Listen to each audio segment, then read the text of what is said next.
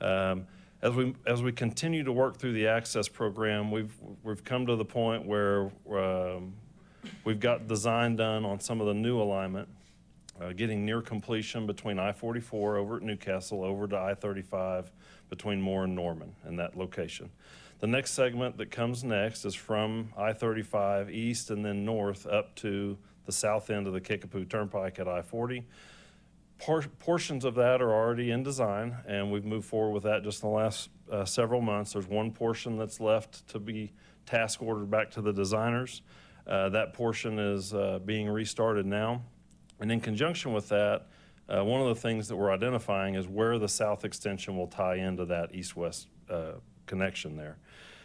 So we want to provide an update on that portion to the board today. OTA is resuming some of the engineering work on the south extension, which will serve as a traffic reliever route for the congested I-35 southern corridor.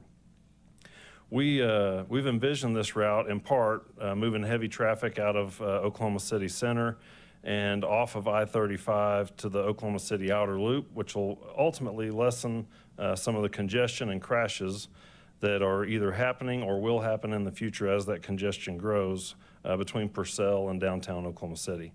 Other benefits will be new interchanges that connect communities and improve traffic flow and mobility for Purcell, Slaughterville, Noble, Norman, Moore, and Oklahoma City.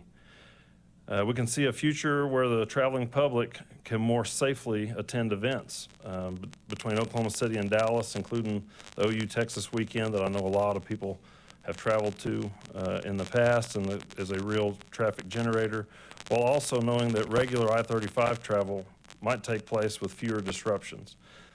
You know, I-35 is 4 lanes, and those 4 lanes, when they're all open, it operates just fine between Purcell and the Red River. Every summer, there needs to be a maintenance project to replace some pavement, to do a bridge rehab.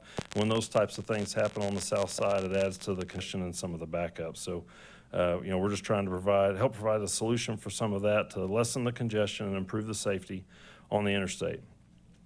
After the February 22nd announcement of the Access Oklahoma Long Range Plan, following just a few months after the director presented and talked about the Turnpike Authority's the Department of Transportation's need and the Turnpike Authority's ability to provide some of the assistance with these new routes.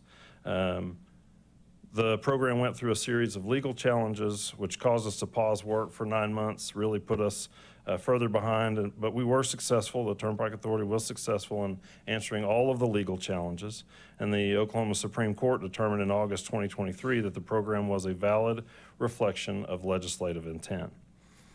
Work resumed in early 2024 on some of the Turnpike corridors, such as the East-West Connector and the Turner Turnpike widening, the Kilpatrick Turnpike widening, both carrying the interstate shield.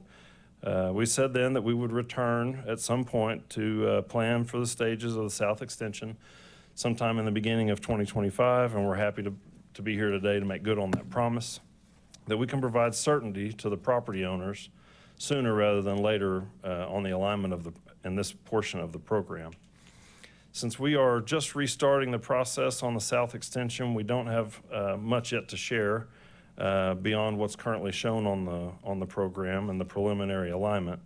But we do know that the preliminary alignment didn't get permission to cross the Bureau of Reclamation's property at Lake Thunderbird.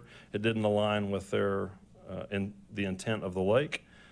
So we're going to obviously update the board as soon as we know something on that route selection and as it develops. I can say with certainty that the property owners throughout the area in Purcell, Slaughterville, Noble, Norman, Moore, and Oklahoma City are and will remain our priority. OTA and their project team plan to be accessible to the citizens and stakeholders as much as possible. We want everyone to be able to reach out to us as the plans develop, to provide comment and to weigh in on the best route, and we will make them our first priority as the project is given some special attention in the coming months. We are committed to providing firsthand information to property owners as it becomes available, and most importantly, have factual information available about the route, property acquisition, and property rights, and their rights throughout that process. As we're working on some of the more detailed plans that we'll bring to that we will bring to you and to the public as soon as more information is available. In the meantime, if somebody has a question, or if a property owner wants to reach out, there are, this information is being shown currently on the screen, but you can call 1-844-56-ACCESS, or you can email us at info@accessoklahoma.com.